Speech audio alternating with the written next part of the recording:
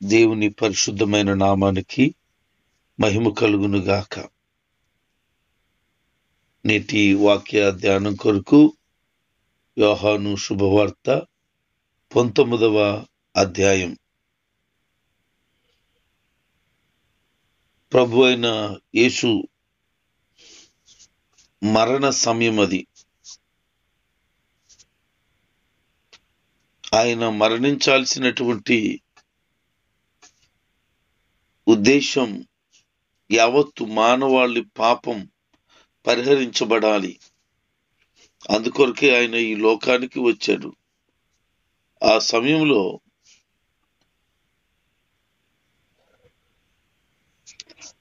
ఆయనను పిలాతు దగ్గరికి తీసుకువచ్చారు. పిలాతు ఆయన్ను కొరడాలతో కొట్టించాడు. ఆ తర్వాత సైనికులు ముళ్లతో కిరీటం అల్లి ఆయన తల మీద పెట్టారు. ఆయనకు ఊదా రంగు వస్త్రం వేసి ఆయన్ను అపహాస్యం కూడా చేశారు. నువ్వు యూదుల రాజువి, నీకు శుభం కలుగుతుంది అని ఆయన్ను చాలా అపహాస్యం చేశారు. మరొకసారి పిలాతు బయటికి వెళ్ళి యూదులతో మాట్లాడడం ప్రారంభించాడు. ఇతనిలో నాకు ఎలాంటి దోషం కనబడతలేదు, ఇది మీరు తెలుసుకోవాలి, ఇతన్ని బయటికి తీసుకొస్తున్నాను అని చెప్పాడు. యేసుక్రీస్తు ప్రభువారు ముళ్ళ కిరీటం పెట్టబడి ఊదా రంగు వస్త్రము ధరించిన వాడై బయటికి తీసుకొచ్చారు. అప్పుడు పిలాతు మాట్లాడుతూ అంటాడు, ఇదిగో ఈ మనుషుడు అంటాడు. ఏ మనుషుడు? ఎందుకు బైబిల్ గ్రంథంలో ఇదిగో ఈ మనుషుడు అనే మాటను చాలా పెద్ద అక్షరాలతో రాయడం జరిగింది. వారు ఏదైతే కోరుకున్నారో, ఏదైతే జరగాలని ఎదురు చూస్తున్నారో అది జరగవలసి ఉంది. ఇదిగో పాపపు శిక్షను భరించటానికై దైవ చిత్తాన్ని నెరవేర్చటానికి వచ్చిన ఈ మనుషుడే ఆ మనుషుడు. మీరు ఆయనను సిలువ వేయాలని ఆలోచన చేస్తున్నారే, అయితే ఆయనను సిలువ వేయడానికి ఎవరికి హక్కు లేదు. ఆయనకు ఆయనే అప్పగించుకుంటున్నాడు. అదే ఈ మనుషుడు. మీరు కోరుకున్నారే ముండ్ల కిరీటం పెట్టాలని, కొరడాలతో కొట్టాలని, ఆయనను చిత్రహింసలకు గురి చేయాలని, ఇదిగో మీరు ఆ విధంగా హింసించిన మనుషుడు ఇతడే అని వారికి చూపిస్తున్నాడు. ఇంతకు ముందు వచ్చినప్పుడు యేసు ప్రభు యొక్క వస్త్రాలు వేరు, ఆయన స్వరూపం వేరు. ఇప్పుడు ఆయన పూర్తిగా మార్చేశారు. వస్త్రాలేమో ఊదారంగా అయిపోయాయి, తల మీదేమో ముళ్ళ కిరీటం పెట్టారు, రెల్లేమో చేతికిచ్చారు. కంప్లీట్ గా ఆయన చేంజ్ అయిపోయాడు. మీరు ఎవరినైతే కోరుకుంటున్నారో అతనే ఈ మనుషుడు అని చెప్పాడు. లోక పాపములను మోసుకొని పోవటానికి వచ్చిన దేవుని గొర్రెపిల్లగా ఉన్న ఆ మనుషుడినా, పాపం నుంచి విడిపించి నిత్య జీవానికి వారసులుగా చేసే మనుషుడు ఆయన. ఎందుకు ఈయన మనుషుడు అన్నాడనంటే బైబిల్ గ్రంథం చెప్తుంది, ఆయన నరుడుగా వచ్చాడు ఈ భూమి మీద. కానీ మరి ఇప్పుడు ఈయన మనుషుడిగా ఉండాలి, దైవ కుమారుడిగా కాదు. మనుషుగా శిలువ మరణం పొందాలి, దేవుని కుమారుడిగా కాదు. అందుకే ఆయన నొక్కి మరి ఆ మాట ఒక్కనిస్తూ ఉన్నారు. రోమా ప్రభుత్వానికి వ్యతిరేకంగా తిరుగుబాటు నడుపుతున్నాడని యేసుక్రీస్తు మీద నేరం మోపడం జరిగింది. అది అర్థం పర్థం లేనిదని పిలాతుకి అర్థమైపోయింది. యేసు ప్రభు వారు బలహీనుడుగాను నిస్సహాయుడుగాను వారు ఎదుట కనబడుతున్నాడు. ఆయన పైన జాలి చూపేలా ఉన్నాడు. అసలు నేరం మోపి సిలువ వేయడం ఆయనకి కుదరదు అని పిలాతు భావిస్తూ ఉన్నాడు. ఎందుకనంటే ఆయన ఈ లోక సంబంధమైనటువంటి వ్యక్తి కాదు కదా, ఆయనలో ఏ చెడుతనం లేదు కదా. వారు అసూయ చేత అప్పగించారు అని బైబిల్ చెబుతుంది.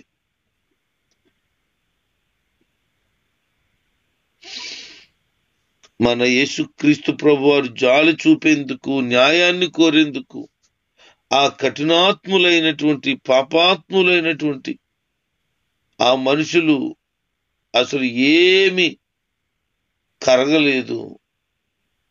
మీరే యేసుని సిలువ వేసుకోండి అని చెప్పి వారికి అప్పగించేశాడు పిలాతు. అంటే ఎంత కోపం వచ్చేసి ఉంటుందో చూడండి పిలాతుకి.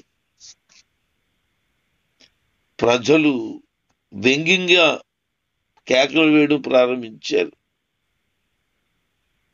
ఒకవేళ ఎవరినైనా సిలువ వేసే అధికారం మాకుంటే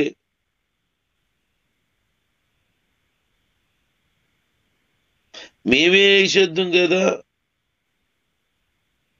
మీకెందుకు అప్పగింతాం?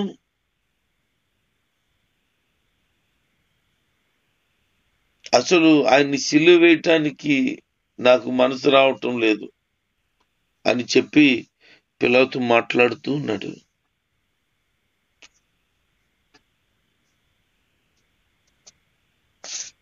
వాళ్ళు ఇలా మాట్లాడడం మొదలు పెట్టారు.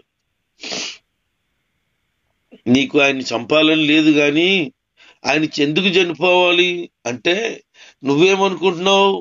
ఆయనలో ఏ నేరం లేదు, ఏ దోషం లేదు, ఏ పాపం చేయలేదు కాబట్టి ఆయన చంపకూడదని నువ్వు అనుకుంటున్నావు. కానీ ఆయన చంపబడ్డానికి గల కారణం చెప్తాం అంటూ వాళ్ళు అంటారు. ఆయన దేవుని కుమారుడు అని చెప్పుకున్నాడు. దేవుని కుమారుడు అని చెప్పుకున్నాడు. ఈ మాట విన్న తర్వాతట పిలాతుకు భయం వేసిందట. రోమా ప్రజలు మూఢనమ్మకాలు ఎక్కువగా నమ్ముతారు. అనేక మంది దేవుళ్ళు ఉన్నారని వారి నమ్మకం. కొన్నిసార్లు దేవుళ్ళు మానవులుగా వస్తారని, లోకంలో తిరుగుతుంటారని, అలాంటి సందర్భంలో వాళ్ళని గుర్తుపట్టడం చాలా కష్టమని వాళ్ళు బాగా నమ్మేవాళ్ళు. ఏం మాట్లాడకుండా మౌనంగా సహనంగా ఉన్నటువంటి యేసుప్రభుని చూసి ఈయన ఖచ్చితంగా ఏదో దేవుడై ఉంటాడు ఈయన అని భయపడడం ప్రారంభించాడు. ఇక ఉండలేక రాజభవనంలోకి తీసుకెళ్లి ఆయన అడుగుతున్నాడు, నువ్వెక్కడి నుంచి వచ్చావు అని యేసుప్రభుని అడుగుతున్నాడు. డౌట్ వచ్చేసింది. ఒకవేళ ఈయన నిజంగా దేవుడైతే నేను ఆయన చంపేమని నేను చెప్తే నా పరిస్థితి ఏంటి బాబోయ్ అని భయపడ్డాడు. నిజంగా దేవుడైతే కాదు, ఆయన నిజంగా దేవుడే. వాడి కళ్ళు మూయబడ్డాయి, సత్యాన్ని తెలుసుకోలేకపోతున్నాడు. ఆయన దైవ కుమారుణ్ణని చెప్పుకున్నాడని ప్రజలు చెప్తున్నారు. అది నిజమే. వాళ్ళకి అర్థం అవ్వలేదు, పిలాతుకి అర్థం కాలేదు. అర్థం అవ్వకపోవడానికి గల కారణం ఆయన దైవ లేఖనాలలో రాయబడిన విధానంగా ఆయన మరణించవలసి ఉంది. కారణం అది. అంతే తప్ప వాళ్ళు ఏదో యేసుప్రభుని చంపేస్తారంటే ఆయన చచ్చిపోదామని కాదు. అసలు ఆయన మరణమే అలా ఉన్నది రాయబడి. అందుకే లేఖనాలు నెరవేర్పు కొరకు ఆయన అలా రావడం జరిగింది. యేసుప్రభు వారితో మాట్లాడుతూ, నువ్వు ఒకసారి నాతో మాట్లాడావనుకో క్లారిటీగా, నిన్ను విడిపించేస్తాను, నిన్ను వదిలేస్తాను అంటున్నాడు. అమాయకంగా ప్రభువు అతనితో మాట్లాడుతూ, పైనుంచి అధికారం రాకపోతే ఎవడు ఏమీ అధికారం పొందలేడు. నువ్వేమో నన్ను అప్పగించాలని అనుకుంటున్నావే, నన్ను ఎవరైతే అప్పగిస్తారో వారికి ఎక్కువ పాపం కలుగుతుంది అని చెప్పాడు. అప్పటి నుంచి అతనికి అనిపిస్తున్నాం, బాబోయ్ నిజమే, ఆయన ఎవరైతే అప్పగిస్తారో పాపం కలుగుతుందన్నారు ఆయన. కాబట్టి ఆయన విడిపిస్తే బాగుంటుందని ప్రయత్నం చేయడం ప్రారంభించాడు. పిలాతుకి అర్థమైంది ఈయన ఖచ్చితంగా దేవుని మనిషి అని. ఆయనకు మరణశిక్ష విధిస్తే ఏదో గందరగోళం జరుగుతుందని అర్థమైపోయింది పిలాతుకి. అందుకే ఏం చేయాలో అర్థం కాక మరణాన్ని, ఆ ఉరి శిక్షను తప్పించడానికి ప్రయత్నం చేయడం ప్రారంభించాడు. పిలాతు యూదయ ప్రాంతానికి అధిపతిగా నియమించిన రోమా సామ్రాజ్యానికి చక్రవర్తి సీజరు పిలాతు తనకు వ్యతిరేకంగా పనిచేస్తున్నాడని గాని, ఏదైనా తిరుగుబాటును ప్రోత్సహిస్తున్నాడని గాని సీజర్కు తలంపు వచ్చిందంటే అతన్ని ఉండనీయడు. ఇక పిలాతు పని అయిపోతుంది. కాబట్టి అతను తెలివితేటలుగా చేయాలి ఈ పని. అందుకే తను ఆలోచన చేస్తూ ఏం చేస్తున్నాడనంటే, ఇదిగో మీ రాజు, మీ రాజే, ఇతను ఎందుకు చంపాలి, ఇతను చంపొద్దు, తీసిపోండి అంటే వారు గోల చేసేసారు. యేసు ప్రభు మహారాజు ఎందుకు అవుతాడు, సీజర్ కదా మాకు రాజు, మాకు వేరొక రాజు లేడు, సీజర్ మాత్రమే మాకు రోజు అని కపటమైనటువంటి మనసుతో, భ్రష్ట మనసుతో వారు మాట్లాడడం ప్రారంభించారు. దేవుని వాక్య ప్రకారంగా ఆయన వెళ్ళవలసి ఉండి ఆయన వెళ్తున్నాడే తప్ప వాళ్ళు ఎవరు ఆయన ప్రాణాన్ని తీయలేరు.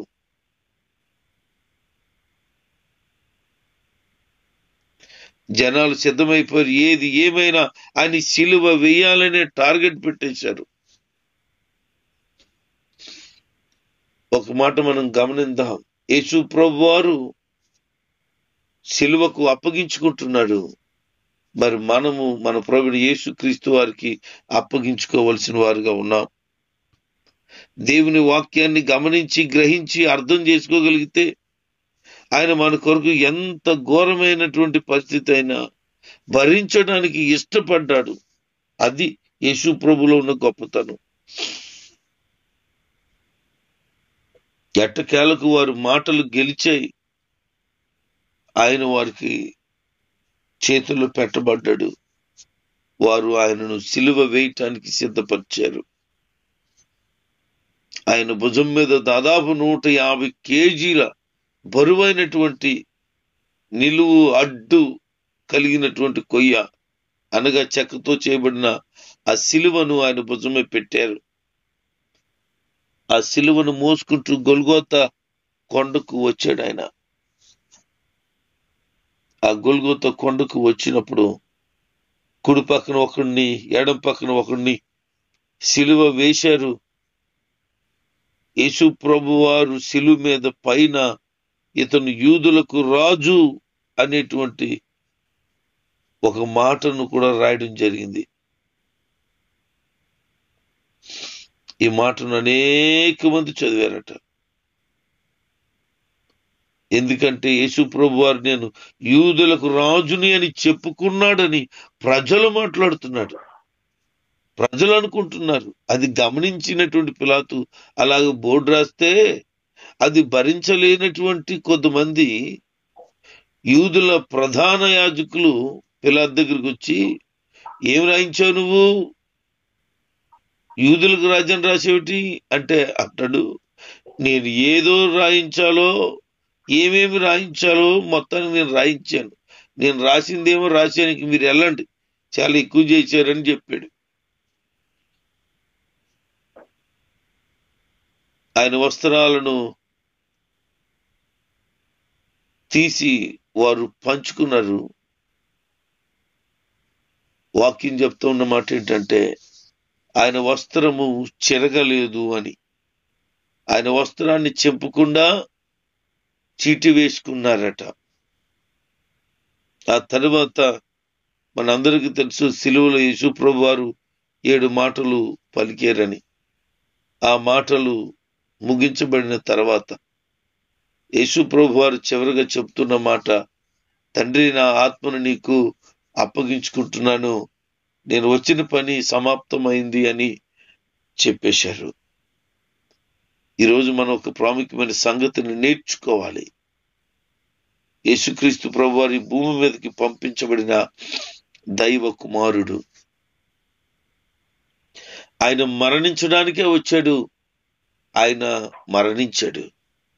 మరి మనం దేవుని చిత్తానుసారంగా భూమి మీదకి పంపించబడిన దేవుని బిడ్డలం. మరి మనం ఎందుకు వచ్చాం? పౌలు గారు అంటారు, మన పౌరుషత్వం పరలోకమందు ఉంది అని. అంటే మనం ఎవరమే? పరలోక పౌరులము. మరి పరలోక పౌరులము ఎక్కడ బ్రతుకుతున్నాం? ఇది పరదేశం మనకి. అంటే మన పరాయి దేశం భూమి, మన దేశం ఈ దేశం కాదు, పరలోకమే మన దేశం. మరి పరలోకం నుంచి ఇక్కడికి వచ్చాం. ఎందుకు వచ్చాం? మనం ఈ భూ సంబంధమైన పనులు పూర్తి చేయడానికి కాదు రావడం. పిల్లలు పెళ్లి చేయడం, ఇల్లు కట్టుకోవడం, లేకపోతే స్థలాలు కొనుక్కోవడం, ఇంకా మనవలు చూడడం, ఇది కాదు మనకు కావాల్సింది. దానికోసం కాదు ఈ భూమి మీద మనుషులుగా జన్మించింది. మనం నిత్యత్వాన్ని భూమి మీద ఎరగని వారికి పరిచయం చేసి, మనం క్రీస్తు కొరకు ఈ లోకంలో మాదిరిగా బ్రతకటానికి, మనం పరిశుద్ధత కాపాడుకోవటానికి. అప్పుడు నీ జీవితం ధన్యమవుద్ది. దేవుని సహాయం వల్ల నేను బ్రతుకాలం అంతా కూడా పరిశుద్ధంగా బ్రతికాను. ఎప్పుడు చనిపోయినా పర్వాలేదు, నేను ఖచ్చితంగా పరలోకానికి వెళ్తాననే సంతృప్తి సహితమైనటువంటి దైవ భక్తిని కలిగి ఉండాలి. యేసుప్రభు మరణం అదే, మన మరణం కూడా అలాగే ఉండాలి. సంతృప్తికరమైన మరణం కావాలి.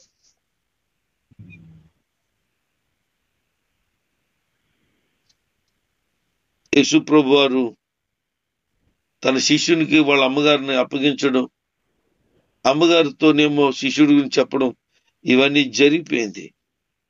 ఆయన బాధ్యతను కూడా నెరవేర్చేశాడు. ఆయన వచ్చిన పనిని ముగించేశాడు. సమాప్తమైపోయిందని చెప్పాడు. వాళ్ళు చేదు చెరకునిస్తే అది తాగలేక నెట్టివేశాడు. నేను వచ్చిన పని పూర్తయిపోయింది, నేను వెళ్ళిపోతున్నాను అని చెప్పి తన ఆత్మను పరమ తండ్రి దేవునికి అప్పగించేశాడు. ఆ రోజు వాళ్ళకి పస్కాను భుజించే సమయం కనుక వాళ్ళందరూ త్వరగా యేసుప్రభు అని శిలుమించి దించాలా, చనిపోయాడా లేదా అని కనిపించబడుతున్నారు. ఆయన ఆల్రెడీ 3 గంటల సమయంలోనే మరణించడం జరిగింది. సాయంత్రం 5, 6 ఆ టయానికి కొంతమంది సైనికులు వచ్చారు. ఎందుకంటే 6 గంటలు దాటితే వారు పస్కాను భుజించాలి. శిలువ మీద ఎవరు కూడా ఉంటే వాడు ఒకవేళ దిగిపోతారేమో, ఎవరైనా తీసుకుపోతారేమో అని వచ్చారు. ఆ రాత్రి మీద ఎవరు వెళ్ళిపోకుండా ఉండటానికి ఎముకలను ఎరగొట్టేస్తారు. కాళ్ళు జాయింట్లు, చేతులు జాయింట్లు విరగొట్టేస్తారు. ఆ ఇద్దరు శిలువ మీద ఉన్నటువంటి దొంగలకు కాళ్ళు, చేతులు, జాయింట్లు విరగొట్టేశారు. యేసుప్రభు దగ్గరికి వచ్చి చూస్తే ఆల్రెడీ అప్పటికే ఆయన మరణించాడు. బైబిల్ చెప్తుంది ఆయన ఎముకల్లో ఒకటైన విరవగొట్టబడలేదు అని. ఆ లేఖనం కూడా నెరవేర్చబడ్డానికి ఆయన ముందుగానే మరణించాడు. బతుకున్నాడా లేదా ఇంకా చెక్ చేయడానికి ఆయన ప్రక్కన బళ్ళతో పొడిచారట. ఆ ప్రక్క నుంచి రక్తం, నీరు కారింది. కారణం ఏంటో తెలుసా? చివరి రక్తపు బొట్టు వరకు మన కొరకు చిందించాడు. సైంటిఫిక్ ప్రకారంగా ఆయన గుండె విపరీతమైన ఒత్తిడికి గురైపోతానట. ఆ గుండె రక్తంతో గూడు కట్టుకుందట. ఆ పొడవబడిన వాడు ప్రక్కలో పడిచాడు. ఆ పొడిచిన పోటు ఆ పక్క నుంచి గుండెకు గుర్చుకుందట. ఆ గుండె పగిలిందంట. చివరిగా ఆ గుండె పగిలి అందులో గూడు కట్టుకున్నటువంటి ఆ రక్త బిందువులు కూడా కారిపోయాయి. మన కోసం ఆయన గుండె చీల్చబడింది వీళ్ళరా. మరి మనం ఆయన కొరకు మన గుండెను బలపరుచుకోగలిగిన వారిగా ఉన్నాం. ఆయన కొరకు మనం సంపూర్ణంగా అప్పగించుకోగలిగిన త్యాగపూరితమైన మనసు కలిగిన వారిగా ఉండాల్సి ఉన్నాం. రహస్యంగా వెంబడించినటువంటి అరిమత్తయి పిలాతు దగ్గరికి వెళ్ళి ఆయన దేహాన్ని ఇమ్మని అడిగి ఆ దేహం తీసుకొని చక్కగా ఆ దేహమును అరిమత్తయి యేసు కొరకు తొలగించుకున్న ఆ రాతి సమాధులు ఆయన్ను భద్రపరిచారు. యేసు ప్రభు వారు దేహం భద్రపరచబడింది. 3వ దినాన్న తిరిగి లేవబోతున్నాడు ఆయన. మనం క్రీస్తు కొరకు ఈ లోకంలో బ్రతికి మనం కూడా మరణిద్దాం. ఒక దినాన్న పునరుద్ధానం రాబోతుంది. ఆ దినాన్న తప్పకుండా లేపబడతాం. మన కొరకు ప్రభు ఎదురు చూస్తున్నాడు. మన కొరకు ఎదురు చూస్తున్నాడు. మన కొరకు ఆయన ఎదురు చూస్తున్నాడు. ఆయన కొరకు ఒక నమ్మకమైన వ్యక్తులుగా మనం బ్రతుకుదాం. అనేక మందిని ప్రభుకి దగ్గరగా మారుద్దాం. దేవుడి మాటలు మన ఇంట్లో దీవించును గాక. ఆమేన్.